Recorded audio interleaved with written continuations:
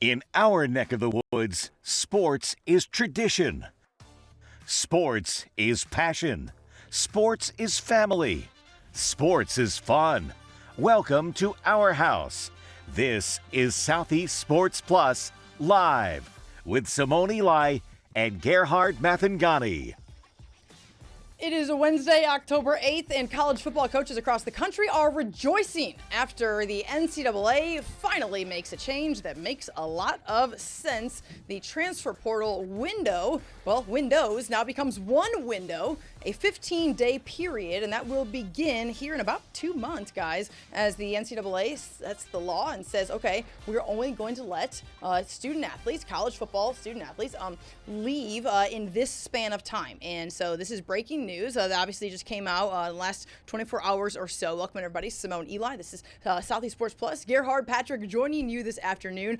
Gerhard, finally, we are here. We have heard college coaches complain about this for a couple of years now, and finally the NCAA is going to roll some things back and do something that makes sense. This is confirmation of something that's been rolling on for a while now. There's been whispers of this talk, and then last week Patrick and I talked about this date, and really the only thing that they were going to hammer in is the dates that it would be. Sure. They floated out these two dates, January 2nd to 16th, and it looks like that's the date that they found. And there's a lot of talk there, and there's been some coaches that have had rebuttals, but not necessarily about the portal. It's just about the specificity of the dates, and there's still some things to be ironed out as far as players who play deep into the postseason, or if a coach ends up leaving, and that window might change just a little bit. But no, you're right. As far as the overall guardrails go, this is a phenomenal thing for the sport. And how this was previously, I think that we've heard from several coaches in the SEC, either be it in interviews or one-on-one conversations that you and I have had with a lot of coaches really over the last year or 2 years, is that the calendar was impossible. It was getting so difficult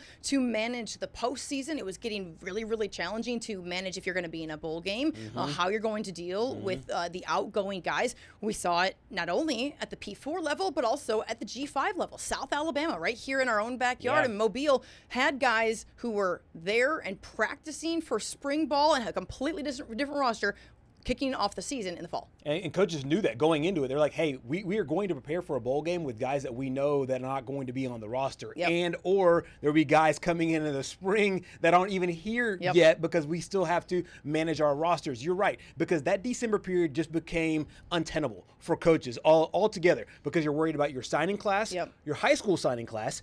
Then you're worried about guys that are on your roster leaving, and then how to replace those with guys that are already in the portal as well. So this does make it a lot more manageable in December. Not to mention December, there's two major holidays that are family oriented, so you want to supposed to be family oriented, some time with your family. I mean, there is family oriented to the NCAA and to college athletics as I don't know, any sort of loyalty is right now. I mean, like right now we are seeing an ever changing landscape, ever changing times when it comes to what this looks like, and I think that part of it was a lot of changes needed to happen to be in favor of student athletes. The NCAA had a chokehold, a stronghold on every single rule, be it, I don't know, money, be it trying to go anywhere without penalty, what the calendar looks like. And so eventually a bunch of lawmakers just said, hey, okay, we are not going to allow this to continue. It's getting ridiculously one-sided.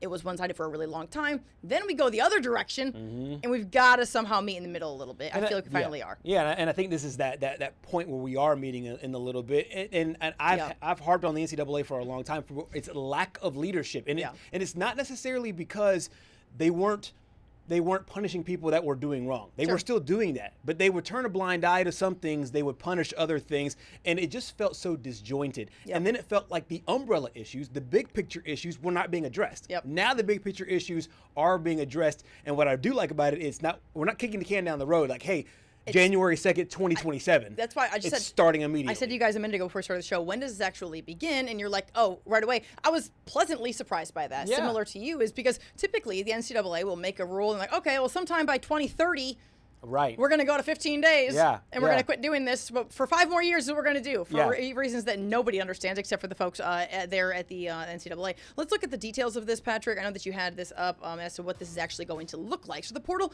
will run for a 15-day period that begins on January 2nd. If you're playing in the playoffs, those teams will have some extended time to kind of bridge the gap, so to speak, when it comes to, okay, if you want to leave at a later time, obviously those college football playoff teams will go a little bit deeper into the beginning of the new year. So the 15-day window also is going to change here for head coaches leaving. So is it not just firing, but also if they leave? Both. So, Yes, so right. fired, and also just if they leave in any sort of departure. That's right. So and I do think that just that existing needs to exist. I think that's not a terrible idea to have that. I don't mind it being rolled back to 15 days. And then, of course, we do know that the number of student athletes for college football that entered the portal this past spring when they had 2 windows was outrageous, and half of them were from South Alabama. And I do think it was ridiculous. It was a lot. It was a lot, and really the group of 5. But honestly, Simone, what I think is kind of the beautiful thing about this is because the numbers got so ridiculous. Probably is the reason why the gas pedal was hit to accelerate. Hey, because the we problem got to was make this so bad faster. Yes. It's like it's just jarring. This is not just bad, just big picture, but this is bad right now. So let's change it right now. Yes. So just to be specific, players on the 2 teams that compete in the national championship game on January 19th will have 5 days from January 20th to January 24th. So that's the specific difference there if you're playing in the national championship game and opting to go, which if you think that's crazy, I mean, it's not, because it happened just last year. It happens every single season. Obviously, Notre Dame's backup, hightailed it out of there, peanut butter and jelly. And so, we know that right now guys want to go get the best opportunity that they can, wherever they can. And, a lot of that has to do with the money situation, which the NCAA, as we know, last week tried to put some toothpaste back in the tube a little bit on rules when it comes to NIL and what that looks like as well. Yeah, and I think that this is all a part of what I think is going to be the umbrella structure for what we see in college sports. And then now everybody, it'll still be, you can still operate, and it'll still seem a little crazy, but it's crazy with guidelines. I mean, we see this in every other league. The NFL has a free agency period. You can't sign guys until this point, and you only have until this point. And we're seeing that now, that same thing in college football, because let's just be honest, the transfer portal is free agency, and now we're seeing guidelines on that here. Hey, you can sign guys here to here. Players, if you're an athlete, if you're thinking about leaving, you have here to here. If your coach gets fired or leaves, you have here to here. If you play the national championship game, once the clock hits 0, you have this day to this day, period. And it needs to be that way. We need not have the gray area. We don't need to have free agency. We don't need to have do whatever you want to do, because at the end of the day, signing a scholarship has to have some type of meaning. There has to be some meaning in choosing where it is that you're going to go, where it is that you're going to go play. If you don't like it after a year, if the guy you committed to goes and takes a bigger job and you want to go take a bigger job, okay, I get all that, but there's got to be some type of deal made that actually is binding in some capacity. I mean, this has gotten ridiculous. Yeah, it has. And then I think that the no spring period, I think also, to me, will create better team chemistry, because these guys will be with each other for longer. They'll be in the same building, because it's not going to be a subway in, subway out situation where you have a guy that's literally been on campus for less than 90 days. We talked about this during SEC Media Days, how impressive it was for guys like Jackson Arnold, who literally just got to campus the few days before, because he was a product of the spring portal, and then he now was leading Auburn. But those are the rare things. You want to be able to have your leadership from a coach's standpoint, because all these coaches, for the most part, these coaches are in it to help players develop. You can't do that when your locker room is Grand Central Station. It's true. No question about that, guys. And it seems like the NCAA committee, they are like taking a nap for several months, and then they wake up and they're like, oh, let's go decide on like 15 things right now, right? And that's how it goes. Everything comes in like this huge like downfall of like, all right, let's throw 17 things out and try to bury something like politics. It's like, hey, what can we get in this law? We're getting in this setup right now so that no one notices what's happening over here in some way too. And so what come down from the NCAA today, and Gerhard, I know that you can probably speak to this a little bit better than I can, actually a lot better than I can, but the NCAA is going to allow college student athletes to bet on pro sports. Give us a little bit of details on this. Yeah, obviously this has to be passed by all 3 divisions of college athletics, Division I, Division II, and Division III of the NCAA. All 3 branches will have to do so. It looks like the change will be effective on November 1st. But this now, it removes the prohibition from athletes to be able to gamble on professional sports. Keep in mind, it's professional sports, not college sports. They still can't bet on college sports, and I think that's a good thing. Well, no question. Yes, and even college sports that are away from your college sport, I think is a good thing. But I think that's why they're doing it. Yes, I think they're giving a little, because they didn't give nothing when it came to NIL and paying players. And then everyone just completely ripped the Band-Aid off and went all in on that. And so they know if they don't give a little bit in this day and age and how big sports gambling has become, if they're not, okay, let's let these guys go, bet on tonight's Yankees game or something like that. Right. Like, hey, okay, let's let them do that so they aren't just ripping the Band-Aid off and now betting on their own teams and all the ridiculousness that we're seeing that is taking place behind the scenes in the dirtiness of sport and all of that. No question. And you know this because you've been in locker rooms, and I have too. Everywhere that you go in a college football locker room or college basketball or baseball, it's don't bet on don't it. bet anything.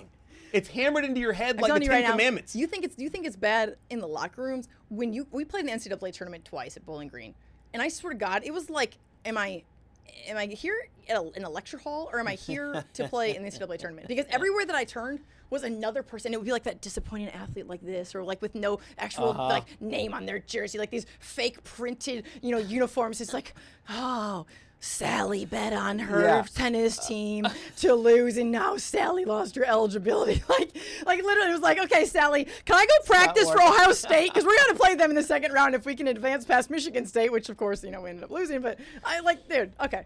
Yeah, it was ridiculous. Yes, it was. And to me, this is kind of a twofold thing because number one, you're right. There needed to be a separation between college sports and pro sports, but also two, speaking to the bigger picture of the economy overall, gambling is a multi-billion-dollar industry, and it to me never made sense why the pitcher for the Miami Hurricanes couldn't bet on the Miami Heat to win a basketball game in January. You're right. It made no sense to me. You're right. And for the NCAA to waste their time investigating these things, it compounded how much time we were wasting on all of this. So we call that job validation. Yes. For the nonprofit that they are. Yeah. Patrick, I want to bring you in for this. I know that you're a big pro sports guy. Thoughts on the NCAA at least taking one step closer to allowing maybe to be lax a little bit when it comes to gambling with college athletes? Well, I tell you what, if Division II and Division III accept this proposal, there's one quarterback in the SEC that's going to be very happy, and his name is John Mateer, because if we remember the whole Venmo thing before the season, who knows what happens with that. But then he won't have to hide it anymore. But I think you bring up a good point, because it just felt like they were wasting their time trying to investigate these non-important ones. I mean, I understand, okay, college athletes on college athletes, that's bad. Yeah. But when you're talking about like the Miami Hurricanes and the Miami Heat, you're wasting your time when there's a lot of guys that I'm sure are doing PEDs that need to be investigated rather than there's bigger problems. Yes. There are way bigger problems, and to me I don't like any entity, government or otherwise, being able to stand in somebody else's way to be able to make money. Yeah. For some reason, it's a part of a free market economy, liberation of choice, and I didn't like there to be any speed bumps between them and that. And even if it's just for fun, because people aren't really getting rich. It's a small handful of people that can make gambling their job, and there's an extra small amount of people that can even make enough for it to be taxed. Yeah. But just to be able to throw $50 on a football game for the NCAA to now investigate that was just a waste of resources. Here's how I feel about it, guys. Okay, if I'm a college baseball player, okay, yes, and let's say that last night I was watching the Yankees, okay, and I just overnight decided I was going to become a fan after watching Aaron Judge absolutely blast that. The shocker. The shocker! I am leaving immediately. Patrick, noted Mets fan. Wow. Already. What did I tell you? Let's just say, I've been setting this up for hours, you guys, for hours. Let's just say I wanted, because Aaron Judge made me a Yankees fan overnight. Wow. And that's just Patrick's face right now. Let's just say disgusted. Our resident. Do the Mets Mets play tonight? And the one of those work. No, okay. I'm gonna work on. And I wanted to bet on the Yankees here tonight. He's blown away. In a game that's going to be pivotal. After what Aaron Judge, the magic in the Bronx, it's incredible. What do you think, Patrick? That should be allowed, right? If I'm a college student athlete. And I'm gonna call our good friend Mark Malusis right now and tell him exactly what you just said. He's gonna be as fired up as I am.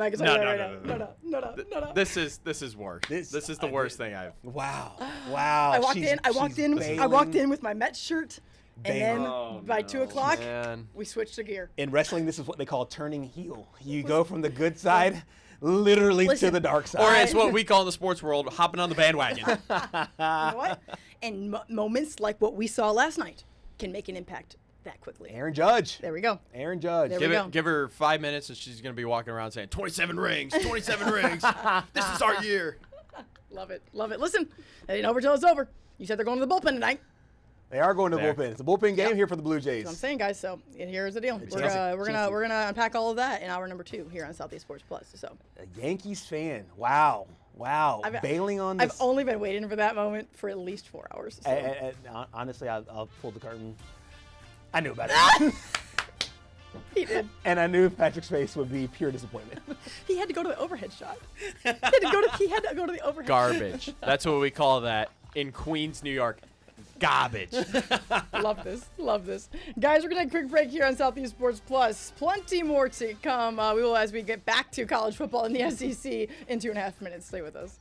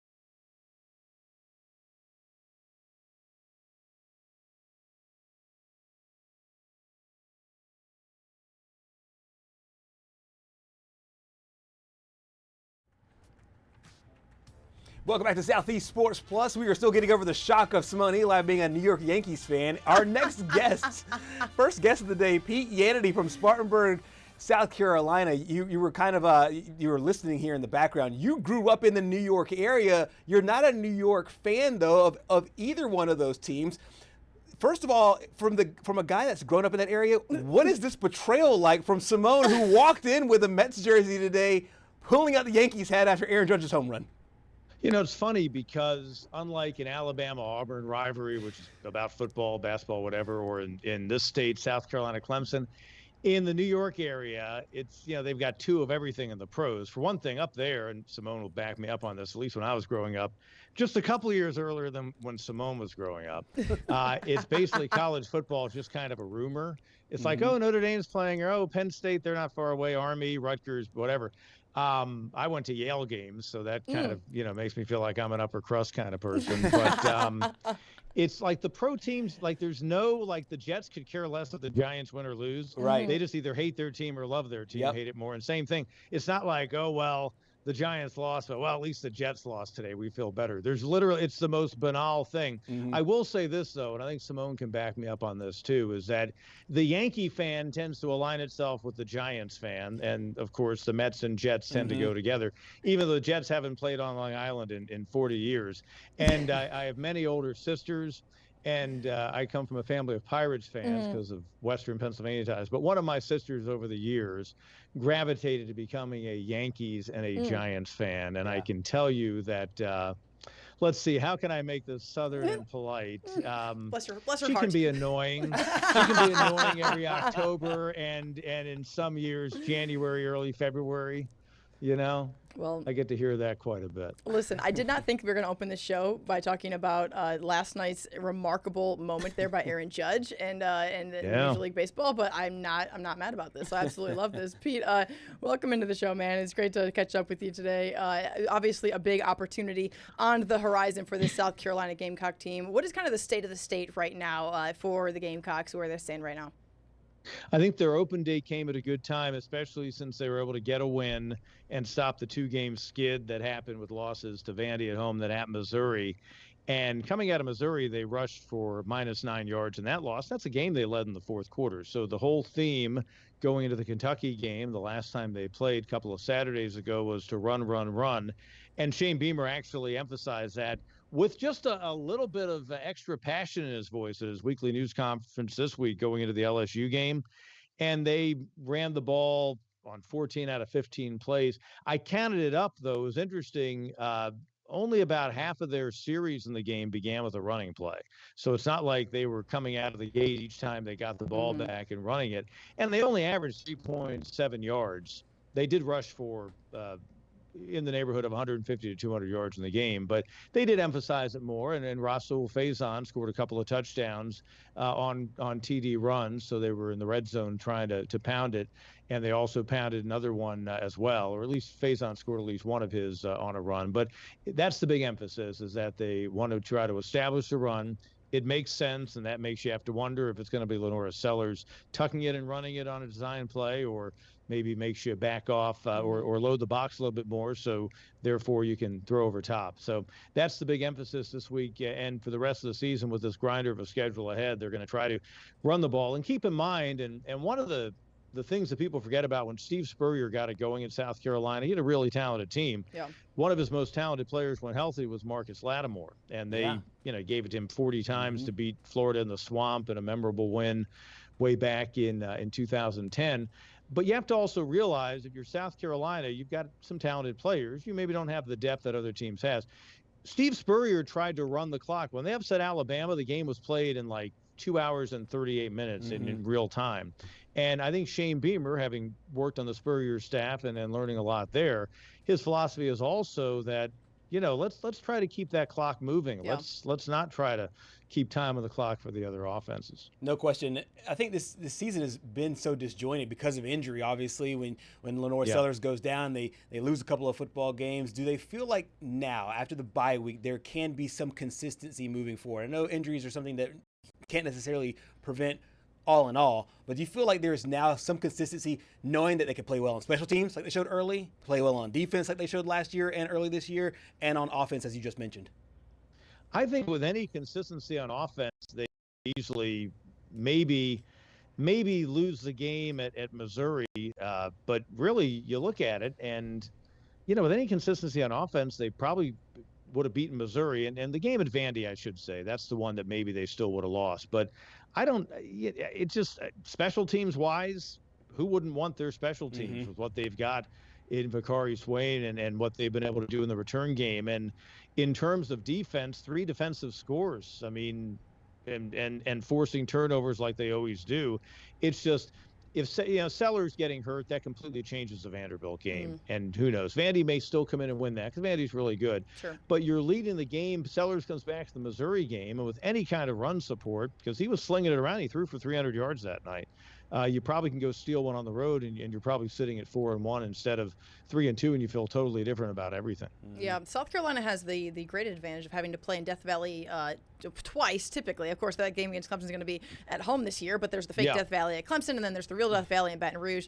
We did get a chance to hear from Shane Beamer about preparing for the crowd noise and what that is like there in Baton Rouge at LSU. Let's take a listen. Yeah, starts in practice. We're, doing some crowd noise things in practice, which we always do when we go on the road, and did it when we went to Missouri, and did it today, and we'll do it tomorrow and Thursday in practice, just trying to, simulate crowd noise. But, you can't simulate 100,000+ probably heavily intoxicated Louisianans down there, and which is going to be awesome. I mean, that's what you want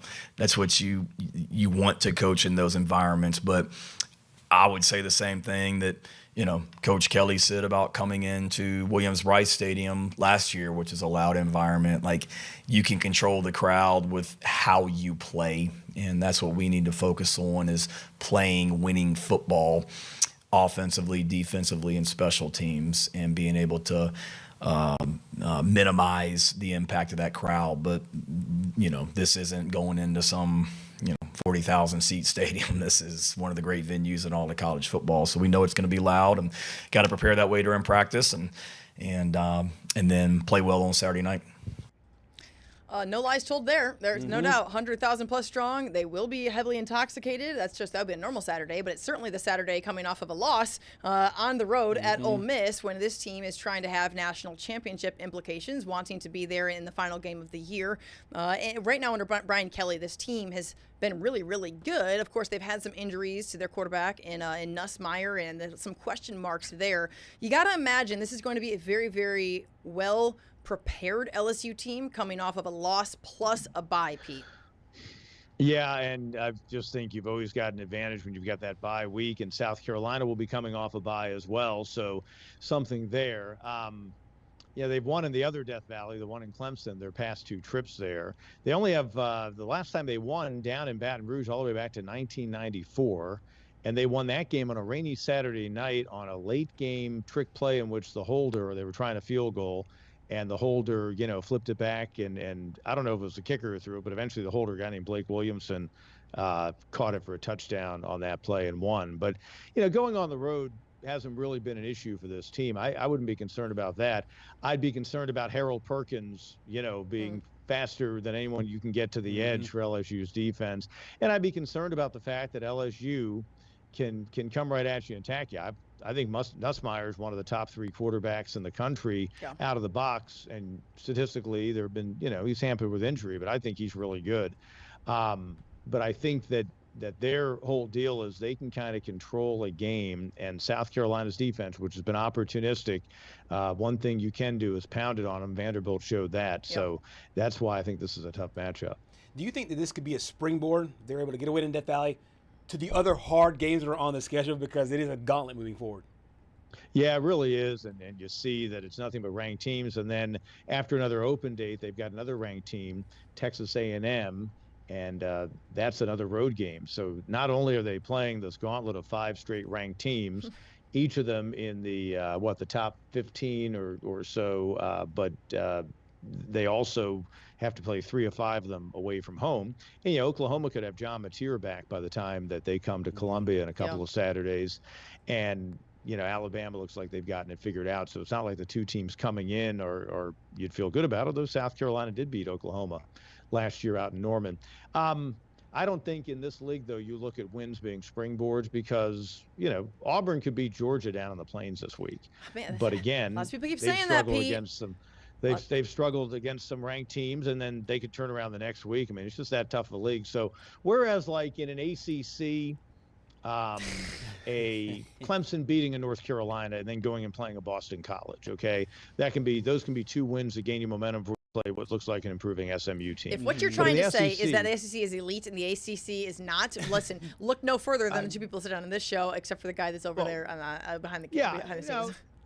Sure, and I mean, if you had to play Florida State and Miami back-to-back weeks, then that's a different conversation. But I'm just saying, the SEC does not offer, Arkansas this year, if you get them, you're feeling pretty good. That's a team that was. You never know. They could figure Listen, it out. man, don't count Bobby out now. Here we go. Sure. Yep. Kentucky, I think they caught Kentucky at a good time because you got a reasonably young quarterback in his first road start, and their whole goal in that game, Beamer talks about how happy he was that they kept it on the ground and ran it. Well, to me, the story of that game was they got in the head of a young quarterback and they completely flustered him, and it led to a scoop and score and a pick six. So not that the scoop and score fumble was necessarily his fault, but I do think that, yeah, you go down and beat LSU, now you're feeling good. Last year, this is South Carolina team that after 6 games was 3-3, they rattled off 6 straight wins. Yeah. And they were as good as anybody. I mean, there were 3 or 4 teams that probably had a case that they should have been in the playoff last year, and South Carolina was certainly one of them. And you can't do anything about the structure of things, but it was particularly irksome to them that they had just knocked off their arch rival on the road, and their arch rival gets help on that same day. They walked off the field with a loss, but Syracuse beats Miami, and that let Clemson get in, and then Clemson wins on a field goal at the final gun in the ACC championship to get into a playoff. And it's a spot that under a different structure, South Carolina feels like they would have had. But back to the original point, if I'd say this, if they come out of this stretch of games 3-2, that's your springboard. 4-1, that's really a springboard. I just don't think you can say, hey, they got LSU and suddenly they're 4-2 and here they go. I just think it's each one is a mountain to climb. Yeah. Pete Anady joining us from Spartanburg. Appreciate your time, sir. Looking forward to, I think, if nothing else, South Carolina has a lot of opportunities ahead. A lot of opportunities to prove that they're still in the conversation. So that will begin with the trip to LSU in Baton Rouge. And Shane Beamer knows it's a tough place to play, but looking forward to that game and then recapping that with you next week, Pete. Yeah, I would say that South Carolina is one of those teams you don't want to play. They're just good enough to beat anyone on their schedule. Yep. And again, for Oklahoma and Alabama, that's not going to be any fun because one thing they've really done a nice job in the Beamer era is getting back a really electric home field advantage. That was missing for a while for a lot of reasons, but that's a tough place to go into now because you feel 80,000 folks right on top of you. Yeah, that chicken will get you. That squawking gamecock thing that's going on, man. That thing is loud and annoying. There's no doubt about that. Good stuff, Pete Anady. Appreciate your time, sir. We will catch up with you next week. Thank you. All right, guys, just getting started here on Southeast Sports Plus. Next up, we're going to head to Birmingham to check in with Sports Director Scott Griffin over there at WIAT. Talk all things Alabama and Auburn gearing up for Week 7 of the season. That's coming up in 2.5 minutes. Stay with us.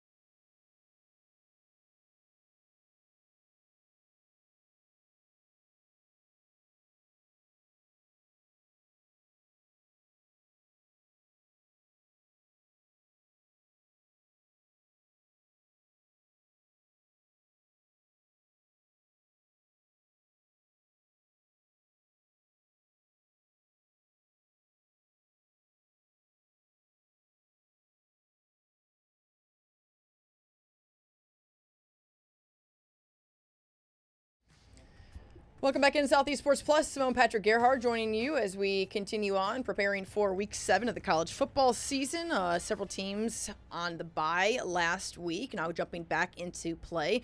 This past week, Alabama picked up a big win, a gritty win over Vanderbilt, a very impressive Vanderbilt team under Diego Pavia. Mm-hmm. And with further ado, we're going to bring in our guy Scott Griffin from WIAT in Birmingham. Scott, before we look ahead to Missouri with Alabama. Hold on, Simone. Hold on a second.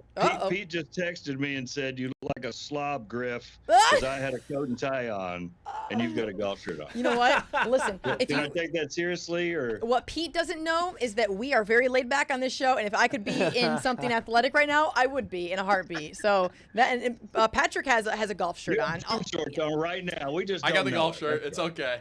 Scott, there you go. See that? I feel better. Listen, already. Scott, I'm wearing tennis shoes right now. Let's just be honest, okay? Like, that is not a lie. I'm wearing tennis shoes. I have a dress on just because they tell me to. So that's where we're at. And it's very laid back out here on Southeast Sports Plus. This time last week, I had a Cub shirt on. Yeah, exactly. I mean, listen, Gerhard's wearing a Cub shirt. He forgot his T-shirt for today's game. So, yeah. Listen, we talked more baseball than we have talked about actual football on today's show. Scott, I'm sure you were there in Tuscaloosa. What were your takeaways from that win for Alabama over Vanderbilt? Well, it was payback, obviously. It was an easy deal. And then when Pavia runs his mouth like a clown, it just really makes it easy. Although Vanderbilt really played them pretty well. I thought they played them tough, obviously, there at the end. And the end result of the, difference in points certainly wasn't real because Jam Miller scored that late touchdown. But I thought Alabama played well. They looked like real. They kept their they kept their it was real for the bettors. Yeah. If you're sitting on a 10.5 ticket like your boy, it was nice. It was very real, Scott. That money's real. That money in his pocket's real. I'll tell you that right now. Right. But, as far as the actual difference in the game, they were a couple of touchdown favorite, and they showed that. I thought they played pretty well. Look, to me, you've heard me talk about it. It's the attempts, right? Yeah. They had the rushing attempts on the road in the game before. And they only had 70-something yards, and everybody made a big deal. Oh, they didn't run the ball good. To me, it was about the attempts because the defense can't they've got to be aware of the run, even if you only get 2 yards. And then, of course, Saturday, Jam Miller has 136, first Bama guy since Jace McClellan, and 23 to get 100 yards. So they had 26 attempts, I think, Saturday, too. So 26 the last 2 weeks. If they continue to do that with the way Ty Simpson's playing, then they give him play action possibilities. This is a difficult team to beat. No question. One of the big things for me was at the beginning of the season, they lost that game to Florida State, and everybody's blasting Kalen DeBoer, and they're saying that they're drawing these, in my opinion, very lazy comparisons of he's not hard like Saban is, and get on this guys and get. He just stayed on message, and it's been the exact same message, and his tone has been the exact same. What do you make of his demeanor, what he's been able to do during this winning streak, and some of the ways that his team has improved because of it? I think he has stayed the course. I do think he has become hardened, maybe not to his team so much, but maybe from being surprised at the reaction to being 9-5 in his first 14 games. Yeah. From fans, because again, until you coach in the SEC and then at Alabama or Georgia or Florida, you just don't know. People can tell you, but you don't know. Now he knows, right? So he's done a us against them kind of mentality, as you guys know, us against the world. Keep out all the outside noise, and I think it's working with him. So he has gotten a little chip on his shoulder, in my opinion, from that aspect. Now, to your point. Has he completely changed his coaching philosophy? No. Yeah.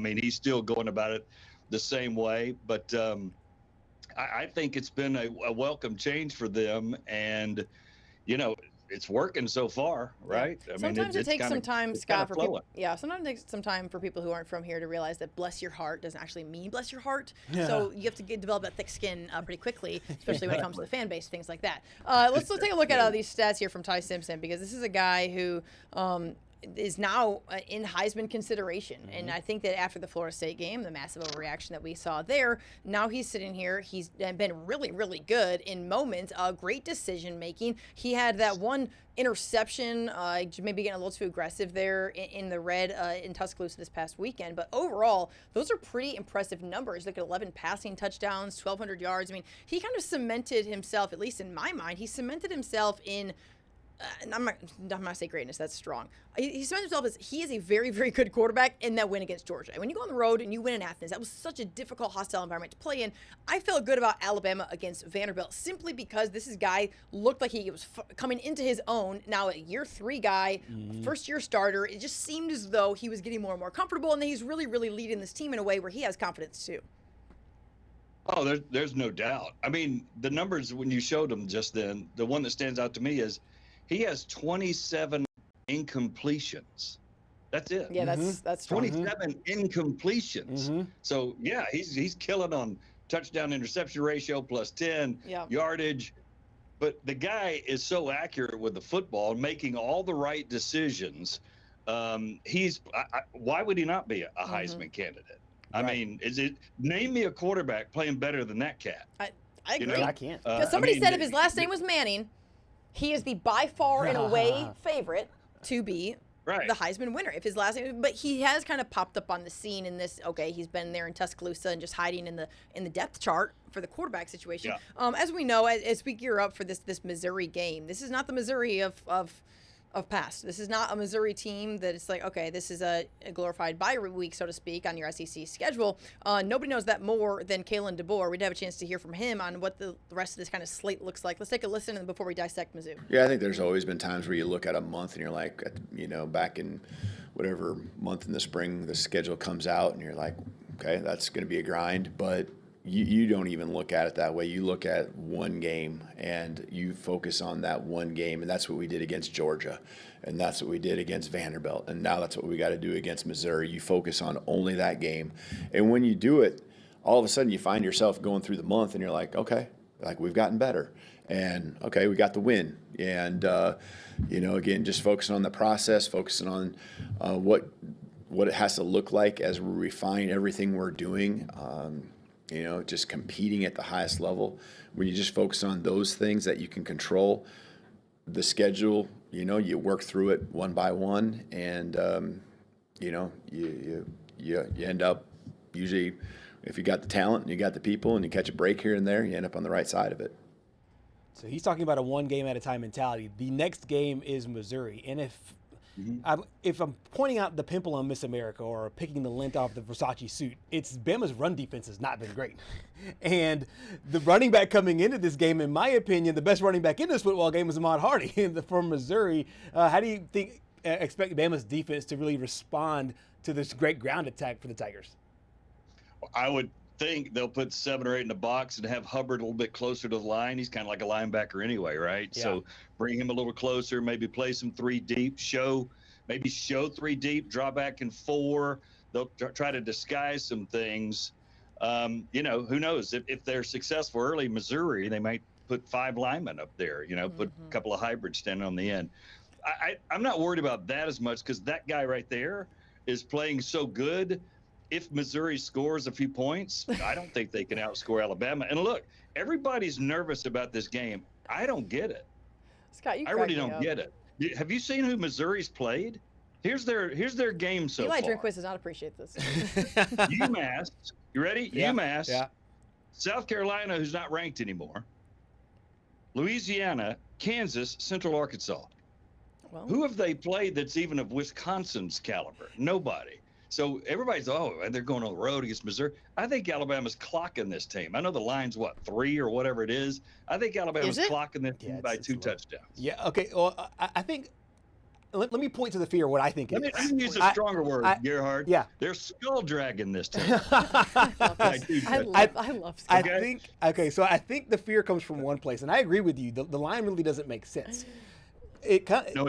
To me, it comes from kind of actually 2 places. Number one, it's the 11 a.m. kickoff on the road. Are you Nick Saban sleepy? hates those. And then secondly, Tennessee is 7 days later. I think it's the only thing. Like, hey, is this a look-ahead spot for Alabama? Is this might be a bit of a trap game? And with Missouri coming in with such a great offense, do they just keep Ty Simpson on the bench the whole time and just run Ahmad Hardy and then just try to control the clock? I think that's the place where fear comes from the Bama people. Yeah. And they could do that because Alabama's done well at controlling the clock the last 2 games. So it could be one of those battles. To Simone's point, though, this isn't Missouri popping on the scene like Vandy did last year. They've been pretty good. Yeah. Eli Drinkwitz is a good coach. So I don't know if you can overlook them. And Tennessee has a loss, and it'll be a big game, but it's always a big game. So I don't know if you overlook to go looking at Alabama-Tennessee game. I don't think they'll make that mistake. And then the taste of Florida State is not far removed, let's be honest. So, it's not like it's 10 weeks from now. So I don't think that would happen. I again, got Alabama beating this team. I don't want to say easily because it is on the road at 11 o'clock, but I don't think there's going to be a lot of fingernail biting by fans in this game. So tell me this, Scott.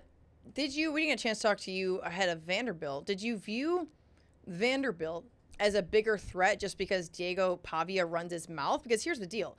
Eli Drinkwitz is he'll go out there and he'll spew some stuff at media days, and he'll every now and then he'll pop off about something. But for the most part, he is kind of an even-keeled guy. He's one of those slow build guys. He's kind of what Lane Kiffin has become after Lane started to get, dial himself in a little bit. And let's not forget, Eli feels like, in a lot of ways, you look at last year's schedule, they were not too far off from being a team that could have been contending there for a playoff spot if the ball had maybe gone their way in the South Carolina loss. Obviously, they lost to Bama and A&M pretty handedly, but it's not like this team is that far away, whereas Vanderbilt just popped up. Everyone's so afraid of Vanderbilt, so I'm just wondering where the confidence comes from. I love it. I'm just wondering where it comes from there. Well, I think Alabama's always had trouble. I think this was the first running quarterback that they've beaten in the last 6 attempts. So running quarterbacks have given them trouble. They give everybody trouble. So I don't know if I buy into that stat. Running quarterbacks give everybody Bama fans will look trouble. for something to complain about, Scott. You know that. Right. You know how y'all are.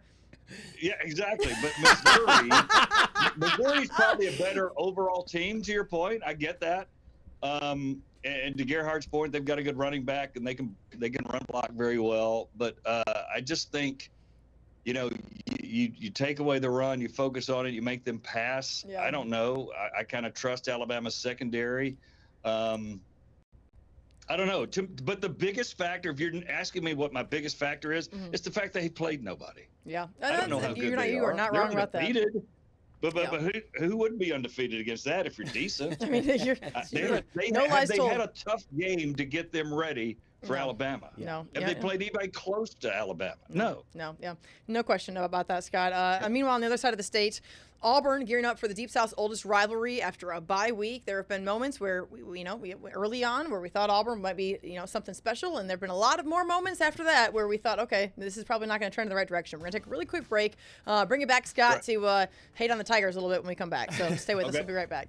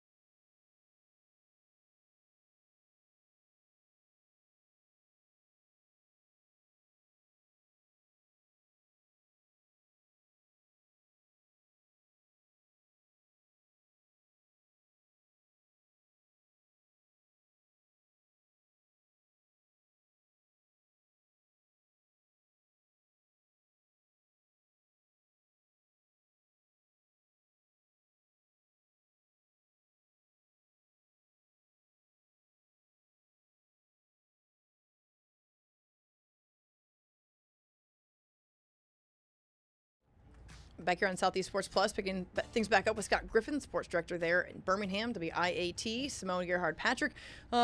Scott, last week, Auburn had an off week. They were on their bye, a much-needed bye after back-to-back losses against Oklahoma and Texas A&M, who, to Auburn's credit, are two of the upper echelon teams in the SEC this season, although we do know that the talent is certainly spread out. Does not get any easier this week there at Jordan-Hare Stadium, the Deep South's oldest rivalry against Georgia. The line is a little bit tricky on this one. Gene and I have been talking about that. 3.5, Gerhard, you said. What does that tell you, Scott? And how do you feel about just what this game looks like? Well, it tells you that Georgia did not have the off week before, right? And Auburn did. Can they straighten themselves out? I don't know. Can you get transfer offensive linemen in a week? I don't think that happened. I think they changed the portal window. Line. Yeah. Right. I mean, they brought the two new guys in, and Connor Lew's the only one playing winter football, it looks like to me. So they've got problems there. I think the other issue, just to me, again, is I think Hugh Freeze is so RPO nuts that they just call a ton of RPOs, and that's great. But I think they need to call more predetermined runs, predetermined passes, because if you make the wrong decision on an RPO and you got a one-on-one with Cam Coleman or Singleton out there, two big, fast, really good receivers, NFL guys, you're not getting them the ball. And Hugh Freeze alluded to that this week in the conference. So maybe call some predetermined passes. And Arnold's got to trust those guys enough. When they're guarded, they're not really guarded because they're 6'4", 6'3". They can jump. They got big hands. You got to give those guys shots, right? So Jackson Arnold's got to do that more. And I think some of that's the play calling, and just instead of blindly calling RPO right, RPO left, or whatever. take the decision out of his hands. Stuff. Make it easier. He's hold on to it for too long too. The Auburn fans can be really. Well, yes, there's no doubt about that. All of those factors. Yeah. Absolutely. Auburn fans can be really fatalistic about a lot of things. Like, hey, the world is, the sky is falling.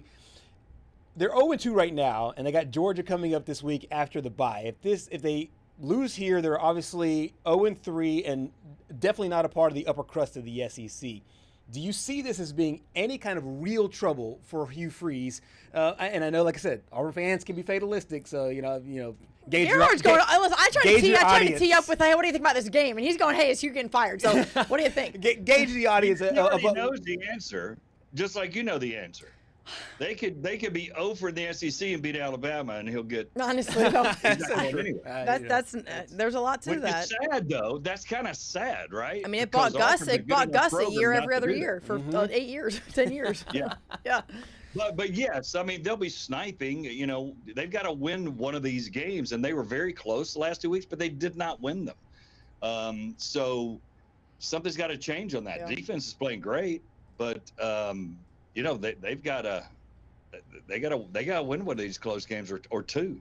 Yeah, I mean, it seems like you covered these teams for a long time, Scott. It seems like the frustration with having what at times has been an elite defense with an offense that just simply, I think I saw a stat today, Auburn's maybe 3 for 28 on third down conversions offensively. I mean, that is horrific. I'm pretty sure that me on 11 could probably have a better third down conversion rate offensively with nobody blocking. Well, and that tells you that first and second down's not happening. I think their average yards to gain in the Oklahoma game was over 10 on third down. You can believe that. It was 10.47 or something, which is hard to believe. It wasn't below 10. So first and second down is not happening for them. But that gets back to the runs. Run when you need to run. Get that thing shorten the game. And then, to your point, get the ball to Coleman, Singleton. You got those receivers. They're already sophomores. We talked about them last year. We babied them. Let's take the diapers off, man. Let's freaking throw the ball to those guys and they've had success, see what they can do. And they've had success when they have. There have been moments, no question, where Cam Coleman has looked like he is the greatest receiver in college football in some of those jump ball situations. Scott Griffin joining us from Birmingham. Appreciate your time, sir. All of your insight, enthusiasm, as always. Great stuff from Birmingham. We'll see how the Tide and Tigers fare on Saturday. Thank you. See you guys next week. Good stuff. Scott Griffin, sports director there in Birmingham, doing a great job, and appreciate his insight and a little bit of Bama fandom every now and then. But we carry the Auburn hope. I mean, that's how we roll. We got to get a score from him because he was very, very confident on Alabama, Missouri. I wonder if it's the same way. Does he think Georgia was going to handle Auburn, or does he give Auburn a shot at home? I'll text him. I'll text him for those stats, that information, that insight. Guys, we're going to take a quick break before hour number 2 here on Southeast Sports Plus. Been a very quick hour, as it often is, but a lot more to get to in the Southeastern Conference. Stay with us. We will return in just a few minutes.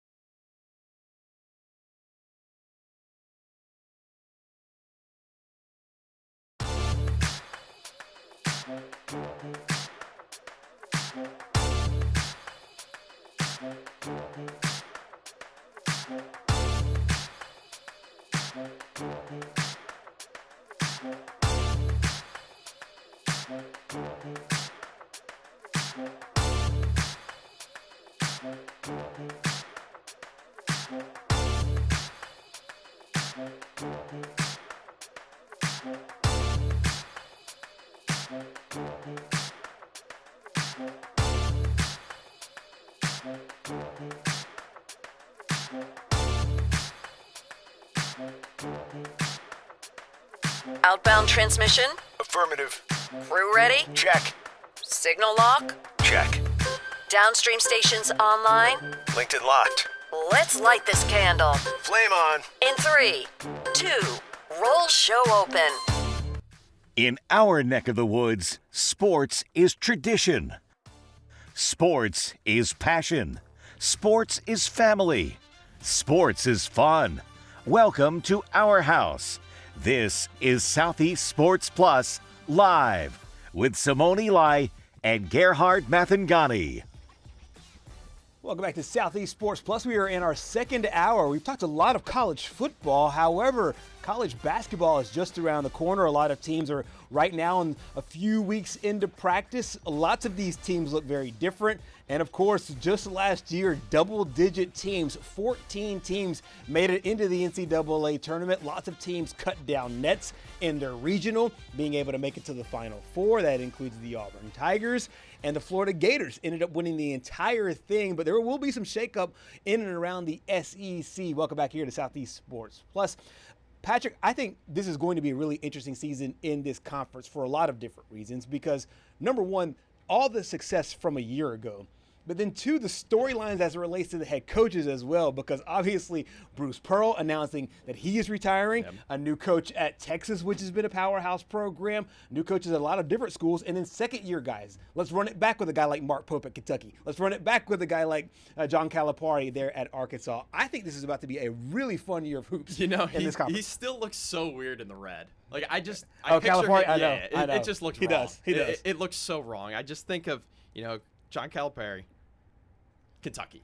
That's just all I think about. Yep. And then him going over to Arkansas is just it's still it throws you for a loop. But there's so much going on in college basketball that there's so much going on in college sports in general. But right now with college football going on, we got to look ahead to college basketball as well. And you see, it's just such an interesting time, especially with Stephen Pearl being able to take over. And we'll talk about Auburn here in a second. But I don't know the last time we've had this much hype heading into a season.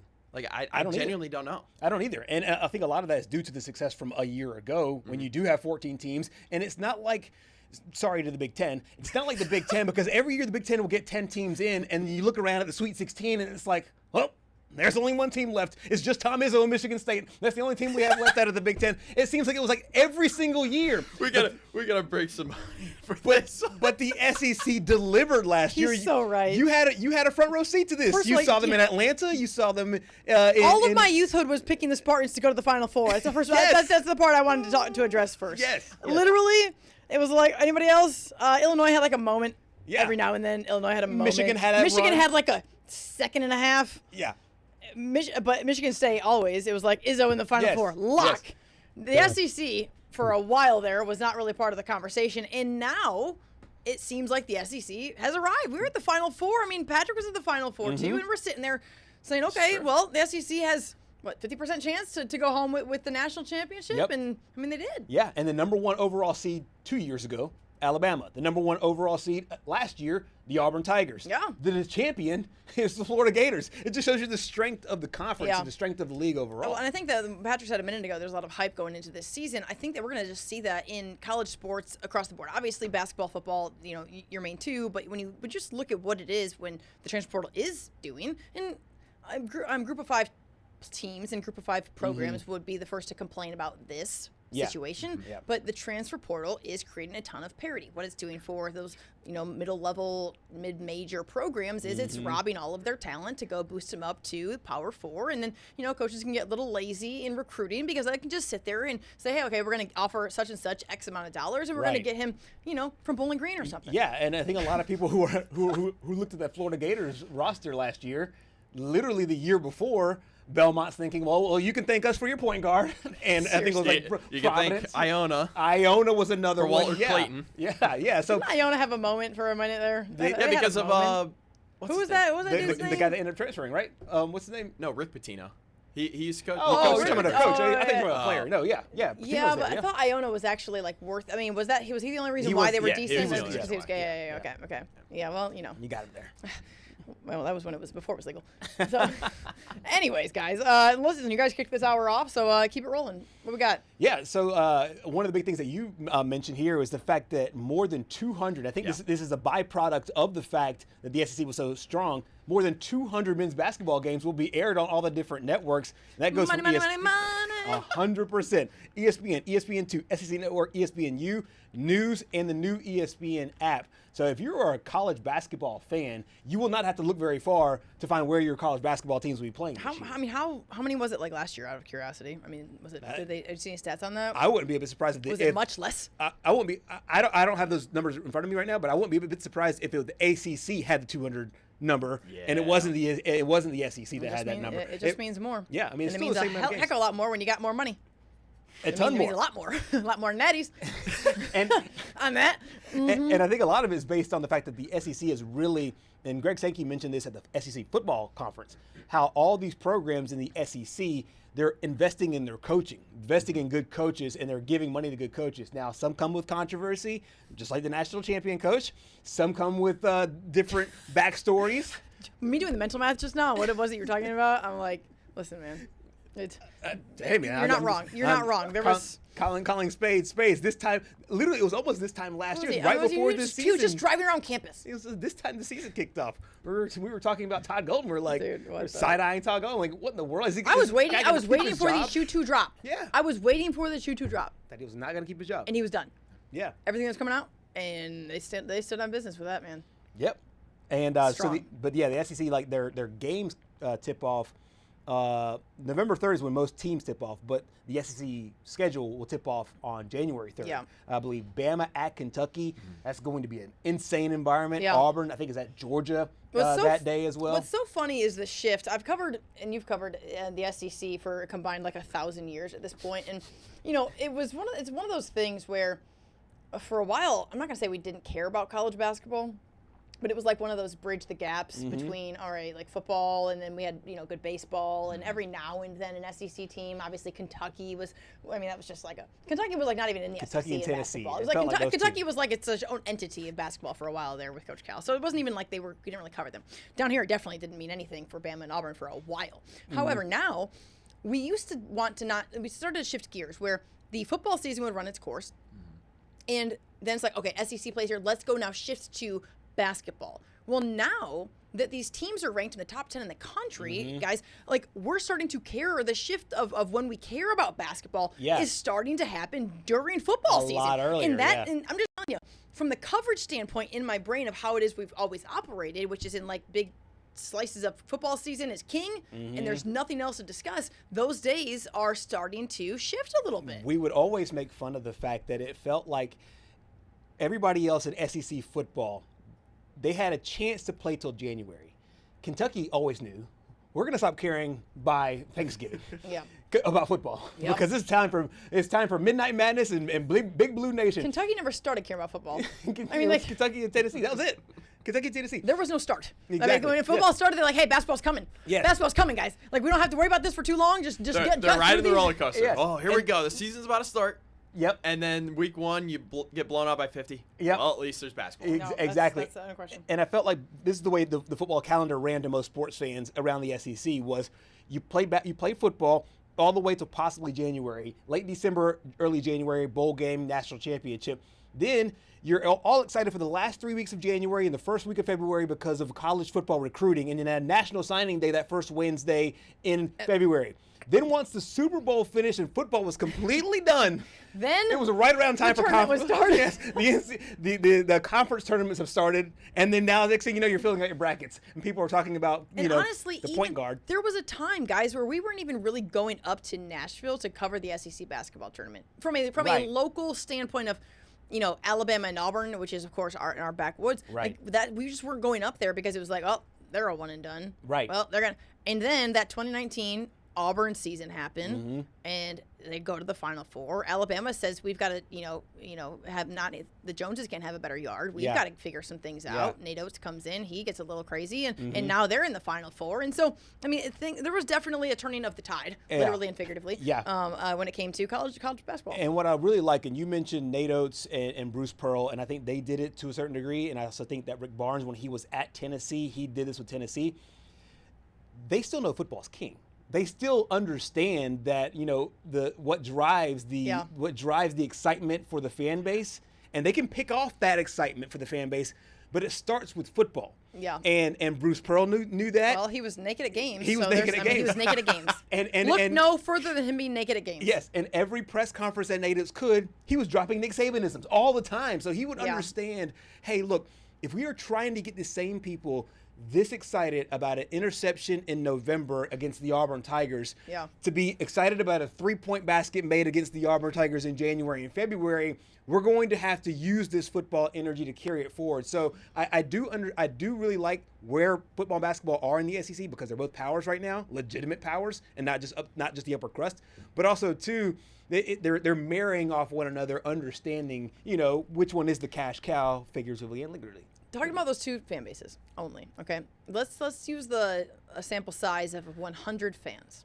Yes. Of 100 fans at Alabama and Auburn, how many would take an SEC football championship over a national championship in basketball? Out of 100 fans, and you can let's talk Bama and then let's talk Auburn. I have my number.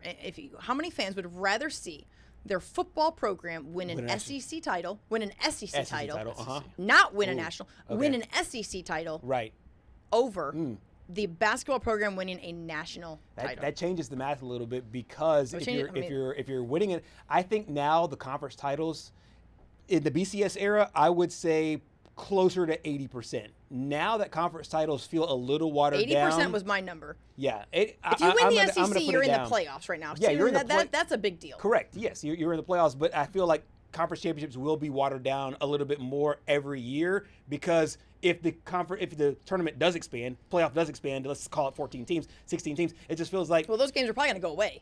Yeah. Yes. I mean, they're not going to have that extra game because they're going to feel like they're blocking one of their teams out just because they're playing the extra game. We've already seen that happen in Georgia. Yeah. No question. And at the same time, too, I mean, keep in mind, last year, Georgia won the SEC championship. Yeah. And then Texas is the one that went to the semifinal. Yes. Texas went further in the... So what's your number?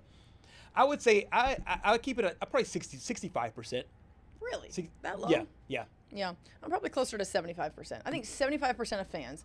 I would have said 80, but then you may be talking off the ledge a little bit. But I would say somewhere between 75 and 80% of fans would rather, if they had to choose between the two, would rather celebrate Alabama or Auburn in Atlanta for a football SEC title before a national championship from their basketball program. Yeah, I don't know, because it just feels to me that now, in the BCS era, I would have said 80, maybe even 90%. Yeah. But now in this era, I just don't think it matters as much. It won't matter as much. I'll bridge the gap. I'll say 70.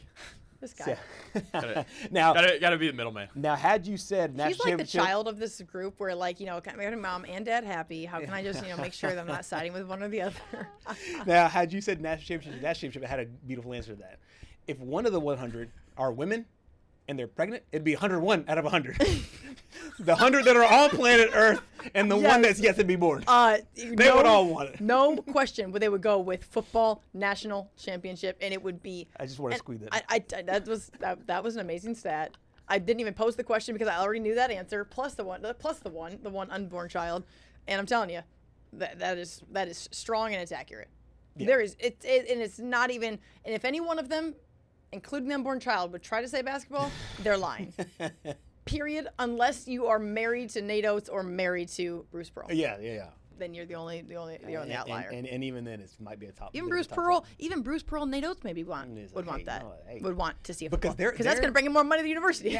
Yeah. And a lot of times, especially with basketball coaches, when they rattle off your resume, they don't always rattle off national championships. They rattle off Final Four appearances. That's almost the benchmark. But you should get a ring for going to the Final Four. Yeah. I mean, you should. You know how hard it is to go to the Final Four. I mean, and win your region and go to the Final Four. Absolutely. Yeah. I mean, basketball, anybody can win that game any day. But right now, football is kind of the same way. I would hope that you'd get a ring for going to the Final Four if you get a ring for the Birmingham Bowl. Listen, man, Vandy deserves love too. They do deserve love. They deserve love. They deserve love. They've always deserved love in baseball. Yes. And now they finally deserve love in football. So props to Vanderbilt. Still a game away. Still a game away from bowl eligibility. A game away from national championship. They just don't slip up anywhere, Diego. All right, guys, we're gonna take a quick break. Plenty more to come here on Southeast Sports Plus as we roll right along in hour 2. Stay with us.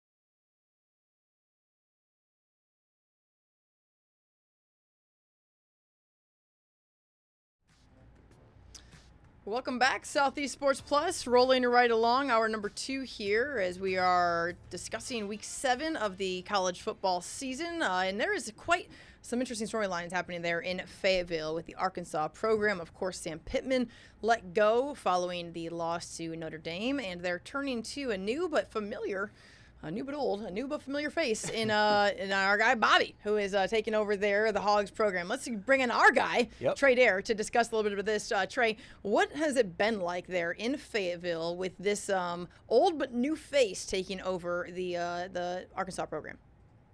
You know, you could tell right from day one that Bobby is in control. The way it's crazy how he can command the room and the kind of presence that he has. And right.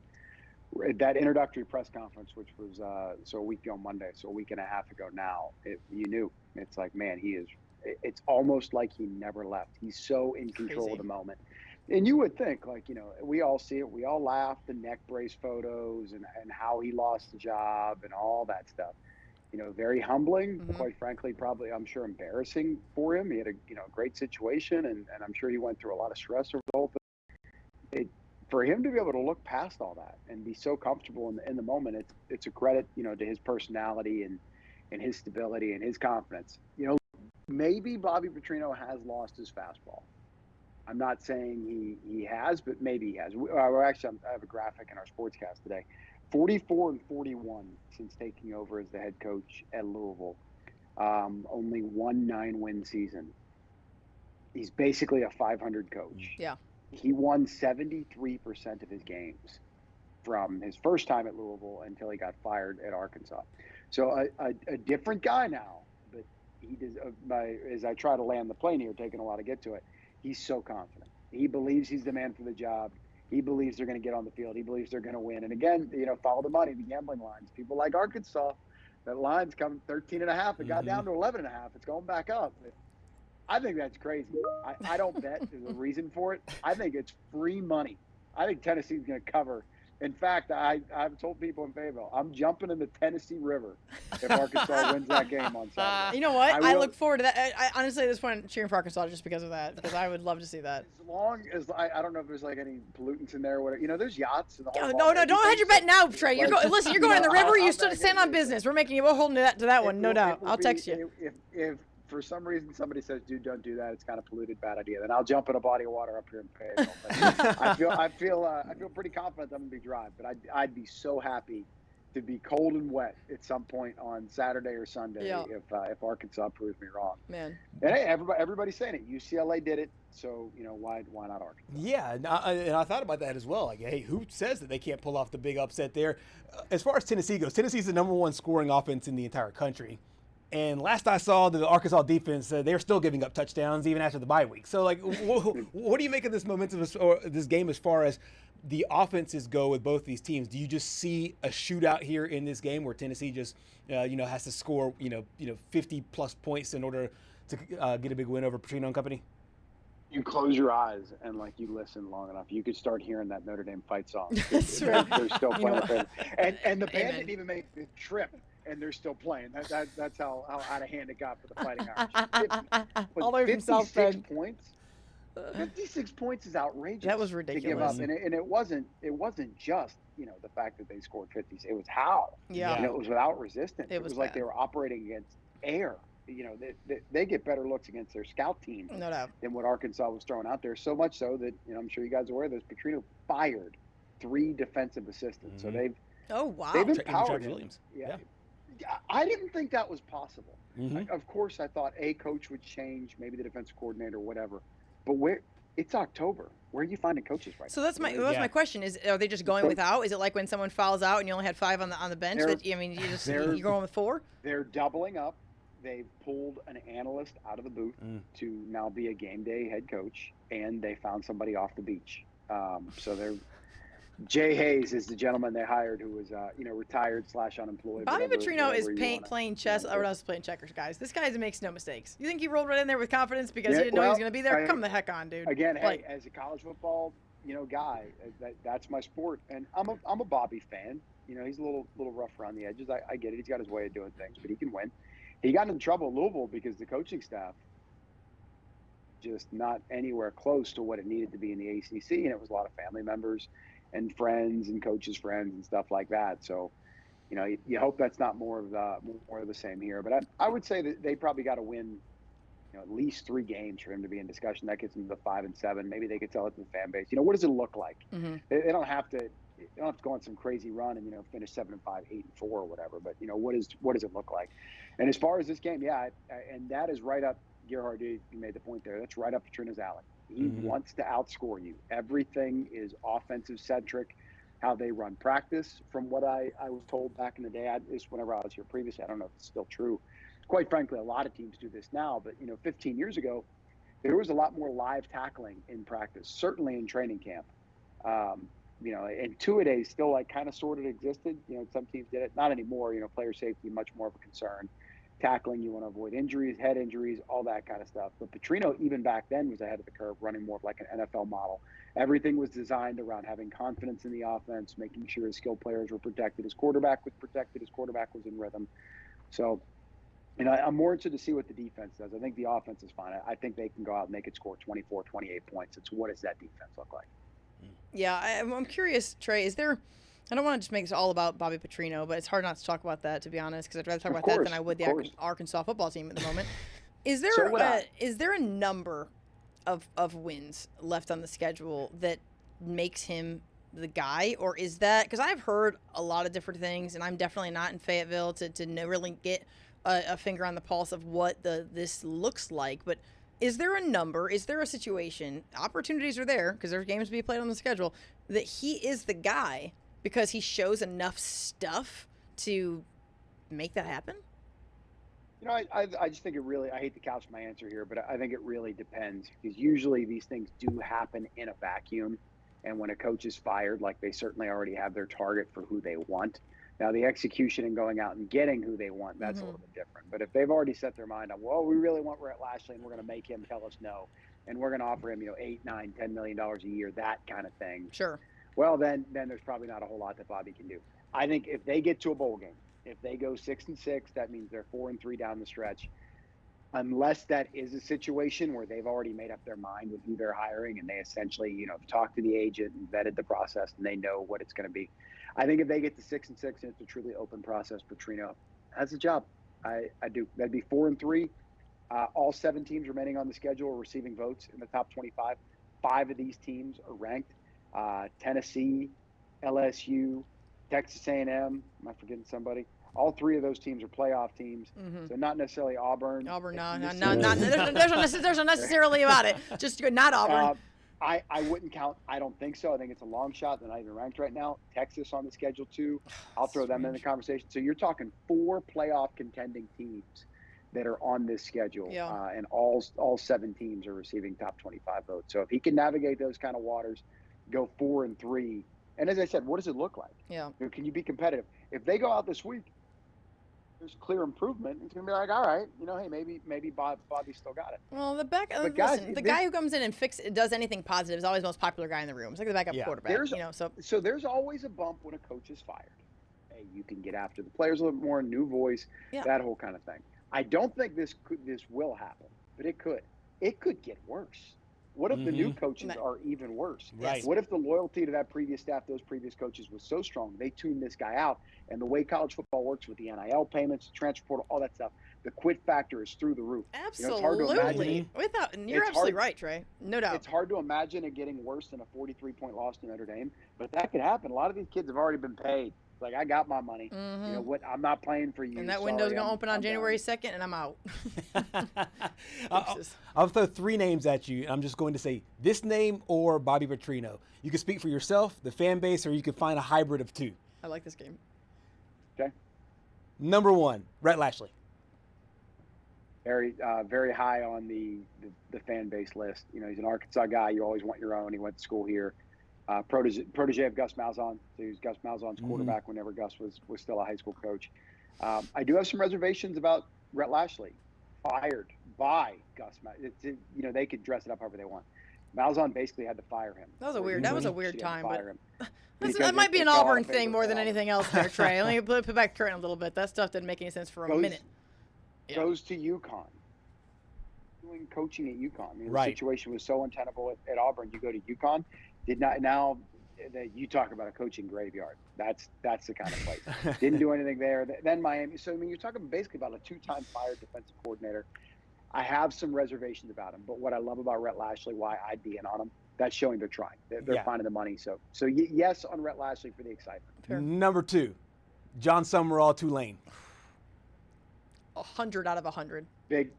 Big fan of John Summerall. What a winner. 21 wins at Tulane, at Troy. Took in 2 seasons, took over a really bad situation.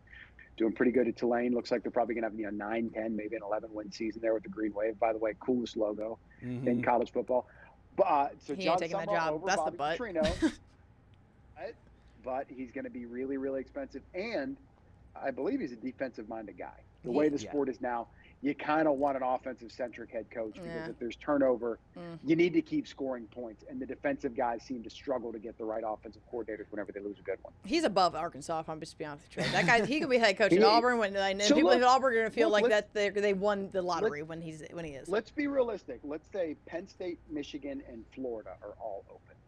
And I'd call it maybe, I don't know, somewhere between a 10 and 20% chance all 3 of those jobs are. Arkansas is just nowhere close. Those are better jobs with better resources. So if you're offered by all 4 of those schools, Arkansas is probably in 4th place. Yeah. What's the last one? My third one, Eddie O. He wants to get back into coaching. He's got a natty.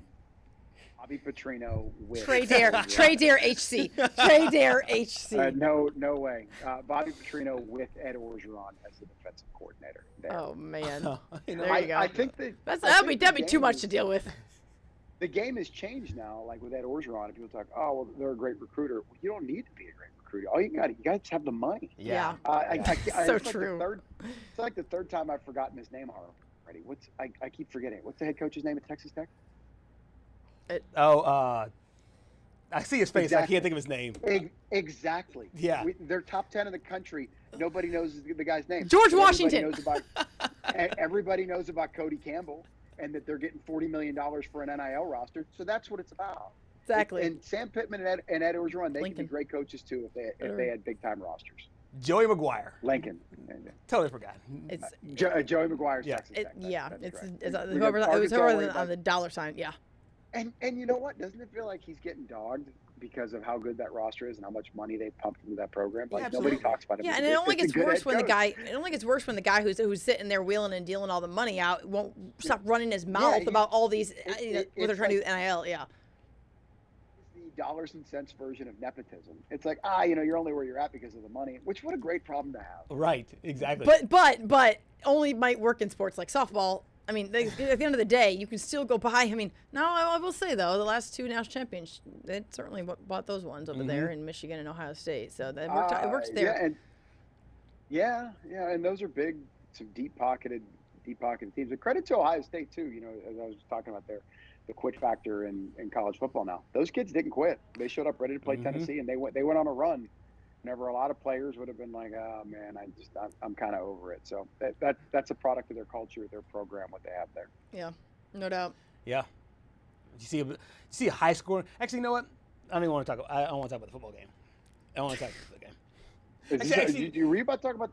Were you about to start talking about that high school football game? No. I was going to talk about that football game, but then we mentioned college basketball a moment ago, and I want to ask you one thing because I saw a still video, or actually it was a still image of a video from like the slam dunk competition there at Arkansas.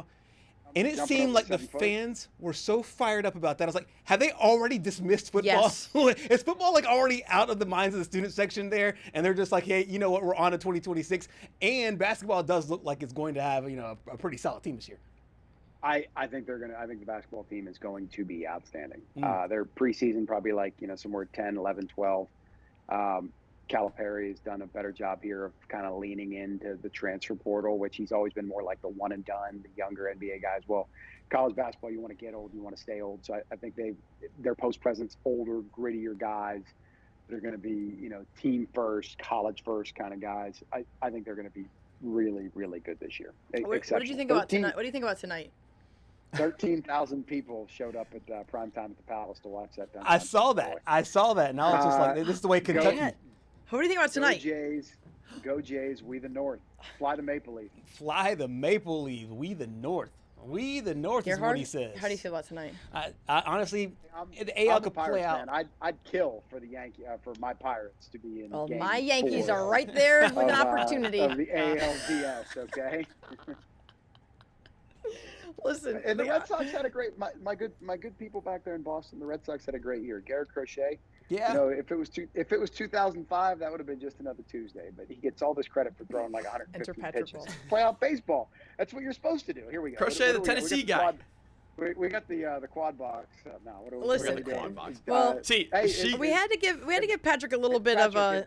He's a Mets fan, and you know. They ruled. All I'm saying what's is. that? What's that, Trey? If they ruled Vitello out of the running for the Giants job yet, is that officially over? I've not heard anything about that, but I think he'd be silly to take it. He was contacted apparently to see if he was interested. I believe they met with him, but I don't think anybody does. I don't think. Here's why I would take the job if I was Tony Vitello. College baseball isn't going anywhere. So you get that money. They're going to pay you $8, $9, $10 million a year. You fail, you completely crash and burn in 2 or 3 years. And every program in the country, even with sitting exceptional head coaches, will want you to take their job. I don't see him being able to get major leaguers. Like his style of coaching works great for college baseball. I mean, Tennessee is one of the most electric programs because in the you're country.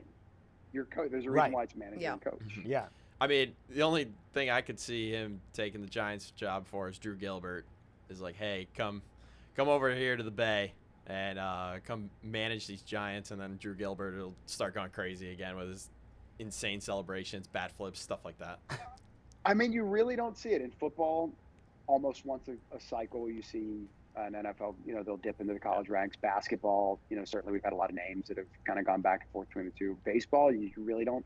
You do not see it happen. I'm sure there's a couple of them, but I don't think he's going to get the job. But if they off, you know, hey, 4 for 40, fully guaranteed, gone. Yeah. Gone. Then I will say then he'd be a little silly not to take that. But Listen, guys, one thing we do know for sure when it comes to money in college athletics, it is certainly going to look a lot different when going into next year. That $20.5 million cap gets put on team or schools paying guys. And what I've heard, Trey, is that a lot of these upper echelon football programs, football schools, will be taking about $18 million of that, and it's going towards one program. And that's simply because of basic economics, which says, hey, this is who brings in the most money, and this is what's going to rule the roost here. You know what's weird to me? So I hear these, like, the quote-unquote poor programs keep on bringing up this rev share. I don't hear the rich teams talking about the rev share and how much it's going to change things. Well, So, I mean, I'll say, well, I don't know where you would put Alabama in that, but what I would say, I would put Alabama in. They did well because they had the greatest football coach of all time, and during that time, Absolutely. they had and a great core of boosters. Yes, yes, that were behind that football coach. I'm not saying that Kalen DeBoer can't be that. What I'm saying is that Kalen DeBoer came in at a time, and there's a reason that Saban had an exodus was because it was changing. He knew that there's going to be more parity. There was going to be the dominance that we've been seeing for a long time was going to go away. All that to say, I just think that if one of the rich people might say Alabama is one of the richer teams. There's a lot of complaining happening over there in Tuscaloosa about how this is going to hurt Olympic sports and women's sports. And it's, I mean, listen, everyone's going to cry wolf. There are certainly some programs that are in a good situation and some that are not. But it's not like, I mean, the Oregons of the world, Michigan, Texas. I mean, yeah, like they're loaded. Auburn is over here agreeing to move a home game to Atlanta to get in on more NIL money because the Peach Bowl has said if you guys open up against Baylor here next year, leave Jordan-Hare Stadium, which a lot of fans are not happy about, you're going to have $5 million in NIL opportunity. So everyone's looking to make a buck somewhere in the system that the NCAA is trying to remanage and get fixed up. So they played at Baylor this year. It was a home and home. It was a home and home, and they moved it. Game, they have lost their home game. Yeah. They didn't lose it. No, they moved it. They moved it themselves. I mean, they agreed with the bowl game because the bowl game has said be it in advertising, marketing, whatever the heck it's going to be. And honestly, I mean, you hear that money, $5 million, like that's a good recruiting tool for when you can go completely have a different overhaul of your, I don't know, offensive court or offensive line situation. If you have to get rid of a coach and that's a $5 million that you don't have to move over here. I mean, clearly administrators have viewed that as a positive. Pittman was very clear that he thought it was going to change things and level the playing field, and he was excited about it. I'm not buying it. I think, and I don't like whenever I hear these. This is my opinion. Whenever I hear coaches and athletic directors talk about like, oh, well, they're operating and they're finding loopholes. Like, life's about finding loopholes. Hunter Yurachek. I mean, I feel like he's your sample size, and that's not been a great. Honestly, don't let that guy get in your head there, Trey. I mean, he's doing all he does is complain. He was complaining when they didn't have reasons to complain. Now he just find reasons to complain. I mean, look at Stanford. I just saw that. I didn't read the article, but I saw the headline on ESPN. Some like old-time booster just donated $50 million. $50 million, yeah, at Stanford. Yeah, I saw that. $50 million to athletics. You know what kind of players? Football.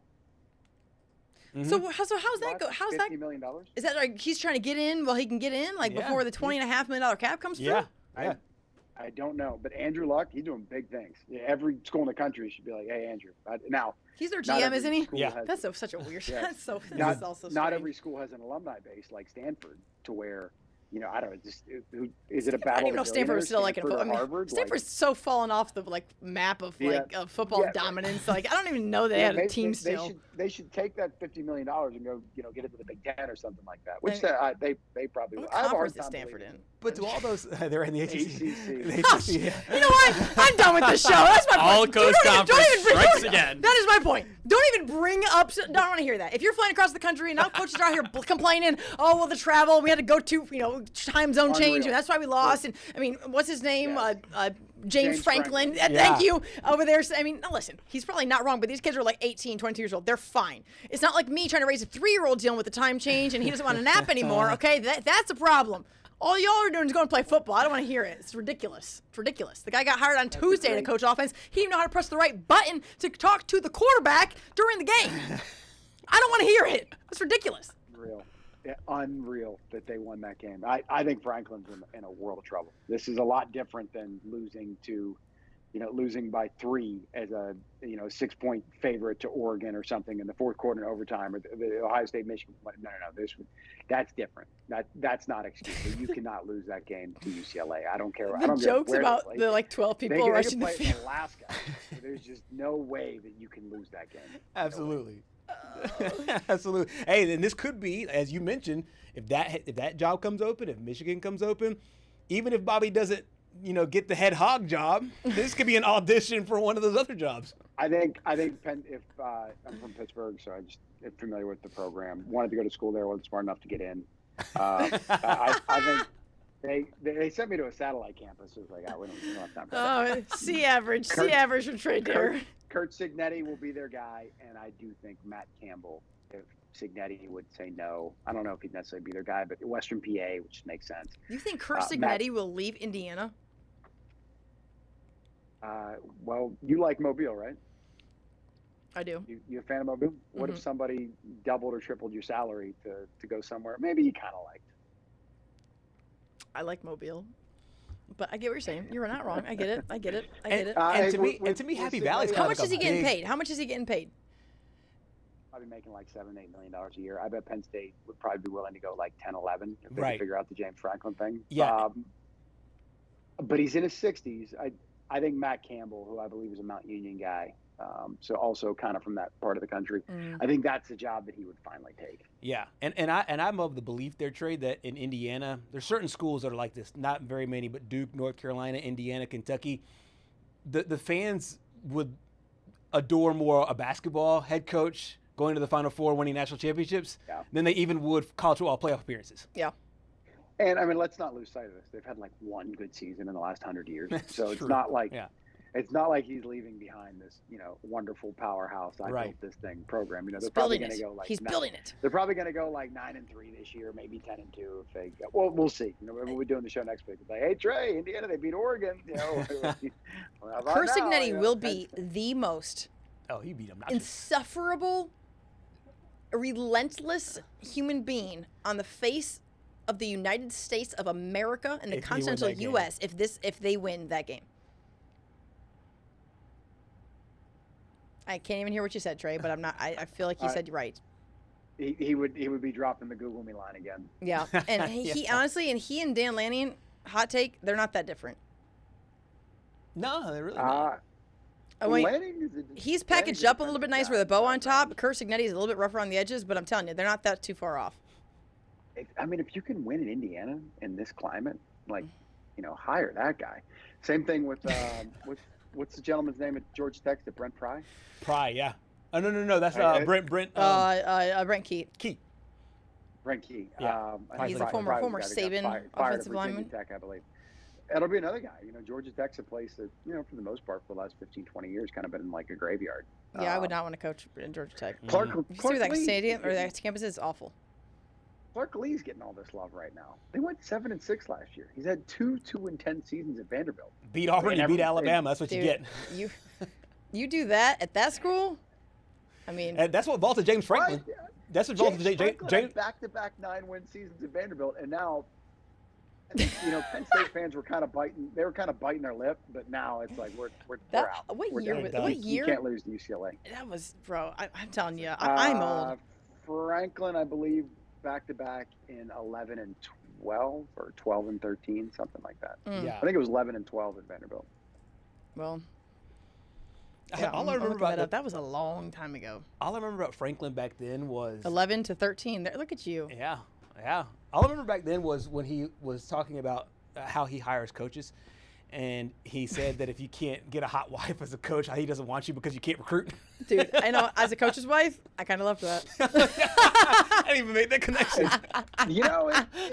It's kind of true. It's like, dude, you got all this money and everything, and you should have all this confidence, and that kind of tells me, well, maybe you got a little bit of low confidence. So I've never heard that, but it makes sense. All I'm saying is, you would think that my husband's football team would be a lot better. That's all I got to say about that.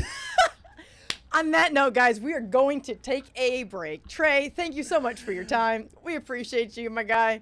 You're the best. And recruiting is illegal in the state of Alabama at high school level. Hopping on, and I hope that I'm hopping in the Tennessee River at some point. Gosh, you know what? Mark my words, you will be receiving a text on Saturday to follow up on that if needed. So appreciate it, man. I don't know when. So the game's at like 3:15. So I don't know. I got to go on the air at night, so I can't be all wet, and stuff like that. Oh so, no, are you going to be there? Are you going to be in Knoxville?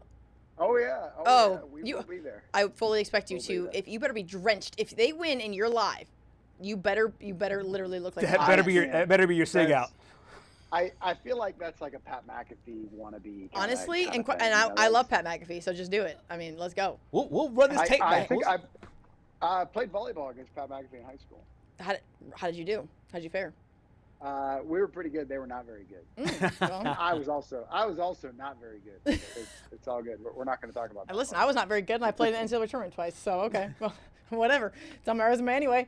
Y'all got rings? Didn't think so. All right, we're going to take a quick break, and we'll be right back, guys, to continue talking about Week 7. Trey, thanks, man. Appreciate you, and we look forward to that highlight reel from you there in the Tennessee River on Saturday. I hope we see it. I do. We will find out. Good stuff, guys. Trey Dare, man, we never know where these conversations are going to go. I kind of love it. Off the rails. I love it. He could just be on here for 2 hours, and honestly, we may or may not have employment by the time it ended because it just goes off the rails when that dude comes on the show. I love it. All right, guys, take a quick break. We'll be right back here on Southeast Sports Plus. Stay with us.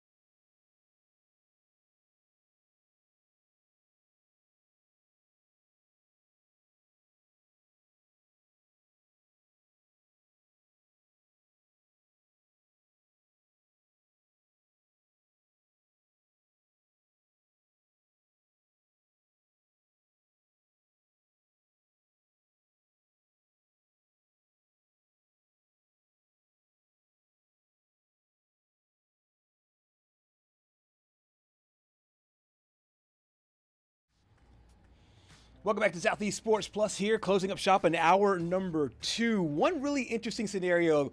Patrick, we talk a lot in the NBA about referees, about Scott Forrest. Whenever he's refereeing a Chris Paul game, Chris Paul never wins those games. Same thing is bubbling up in college football. Yeah, so Bob Wischusen has been on a heater the last 4 weeks. I don't think he's calling a game this weekend because of the NHL, but take a look at this. The last 4 games he has called have been straight upsets. Week 3, Georgia Tech over then 12th-ranked Clemson. Week 4, my guys, the Syracuse Orange over Clemson. Week 5, that Friday night thriller, Virginia over Florida State, in arguably one of the greatest field stormings of all time. And then just this past weekend, Florida over Texas. So, I mean, he's on a heater. Wow. If you were getting points from Vegas and you see Bob Wischusen on your field, hey, listen, hey, we got a shot here. We got a shot. We got a shot to make it happen. I love it. So Bob Wischusen, he off this week. I didn't even know he did hockey too. That's awesome. Yeah, he's not their lead because McDonough's their lead. I think he's their number 2. Okay, good deal. So anytime Bob Wischusen is out there, next thing you know, an upset is getting called, and he's adding to his resume behind the microphone. Coming up next here on Southeast Sports Plus, we close up shop with a little baseball talk.